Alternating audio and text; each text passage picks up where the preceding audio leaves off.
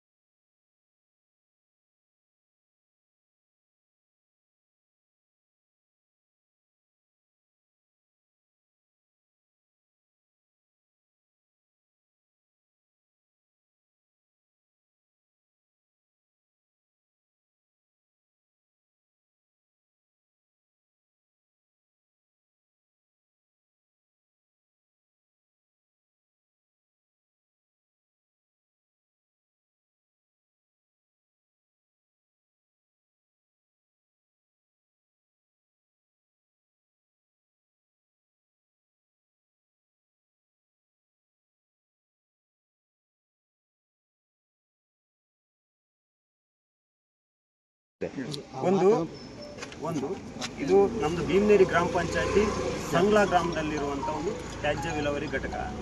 ಇದು ಬಂದ್ಬಿಟ್ಟು ಸುಮಾರು ಒಂದು 21 ವರ್ಷ ಆಗಿದೆ.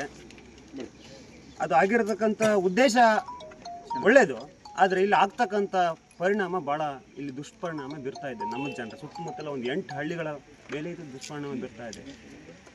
ಈಗ ನಮ್ಮ ಗ್ರಾಮಸ್ಥರ ಒಂದು ಅಳಲೇನಂತಂದರೆ, ಇವರು ತ್ಯಾಜ್ಯ ವಿಲೇವಾರಿ ಘಟಕವನ್ನು ಯಾವ ರೀತಿ ಇಡಬೇಕು, ವಿಲೇವಾರಿ ಘಟಕ ತ್ಯಾಜ್ಯವನ್ನು ಹೇಗೆ ವಿಲೇವಾರಿ ಮಾಡಬೇಕು, ಹಸಿ ಕಸ ಹೇಗೆ ಮಾಡಬೇಕು, ಒಣ ಕಸ ಹೇಗೆ ಮಾಡಬೇಕು ಅನ್ನೋ ಒಂದು ಪರಿಜ್ಞಾನ ಇಲ್ಲದೆ ಅವೈಜ್ಞಾನಿಕವಾದ ಒಂದು ವಿಲೇವಾರಿ ಘಟಕವನ್ನು ಇಲ್ಲಿ ತಯಾರು ಮಾಡಿಟ್ಟಿದ್ದಾರೆ ನಮ್ಮ ಸಾಗರದ ನಗರಸಭೆ ಆಡಳಿತ ಹಾಗೂ ಅಧಿಕಾರಿಗಳು.